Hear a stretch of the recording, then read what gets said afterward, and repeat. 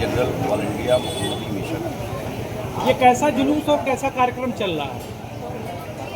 आज का ये मुक़द्दस दिन इस्लामी तारीख़ में आशूरे के दिन के नाम से जाना जाता है। यही वो दिन है जिस दिन इमाम अली मकाम ने अपने ख़ानदान के साथ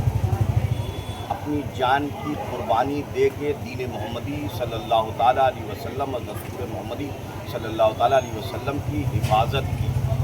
और उसमें यजीद अपनी ताकत की बुनियाद के ऊपर हुकूक इंसानी को सलब करने, इंसान पे जबर करने, लोगों के हुकूक को सलब करने, लोगों के राइट्स को, जो आज आपको देख रहा है कि हम राइट्स की लड़ाई लड़ रहे हैं,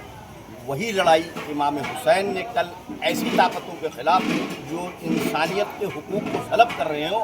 उनके हाथों पे बैत करने से इनकार किया, अपनी गर्दन देना और दस्तूर मोहम्मदी सल्लल्लाहु ताला अलैहि वसल्लम के दस्तूर की हिफाजत को अफजलियत दी, न कि किसी ताकत के सामने झुके। और ये संदेश पूरी दुनिया में दिया कि क़यामत तक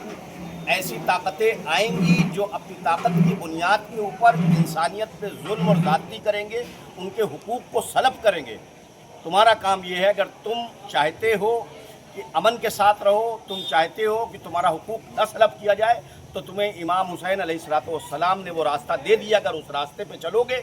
तो हमेशा कामयाब होगे और जालिम हमेशा ज़ेर होगा। और उसकी एक मिसाल मैं आपके सामने देता हूँ कि महात्मा गांधी, जिन्हीं ने इस मुल्क को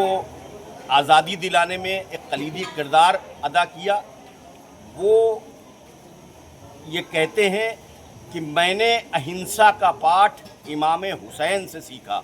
यानी कि इस बात को साफ़ है कि जब इस मुल्क को अंग्रेज़ों की बर्बरियत से, उसके जुल्म से, इस गैर मुंतकिल हिंदुस्तान को आज़ाद कराना था, तो उनको कोई दस्तूर और तरीक़ेकार चाहिए था गांधी को। वो तरीक़ेकार उन्होंने इमाम हुसैन से सीखा, और जब उनके फ़लसफ़े को ज़मीन पर लागू किया तो ये मुल्क अंग्रेज़ों की बर्बरियत से आज़ाद हो गया। और वही गांधी कहते हैं कि जो साथी इमाम हुसैन अलैहिस्सलाम के पास जो अपनी जान को इस हुकूक की और इंसानी हुकूक की बाजियाबी के लिए जो 72 साथी थे, अगर ये मुझे मिल जाते तो मैं इस प्यारे वतन अज़ीज़ को एक दिन में आज़ाद करा लेता। यानी कि ये बात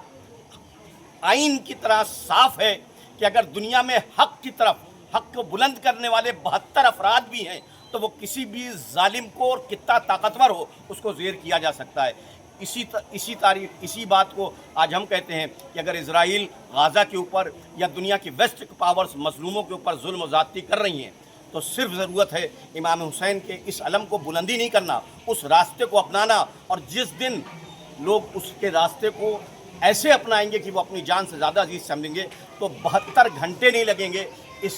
ऐसी जाबिर हुकूमतों को गिरने में और अमन को कायम होने में। यौम आशूरा के मौके पर क्या पैगाम देना चाहेंगे? इमाम ने जिस मकसद के लिए कुर्बानी दी, उनका मकसद यही था कि दुनिया में अमन हो, दुनिया में पीस हो और लोग सुकून के साथ रहें। तो आज हम लोगों को इस मुतबर्रक महीने पे इमाम की शहादत के मौके के ऊपर यही संदेश देंगे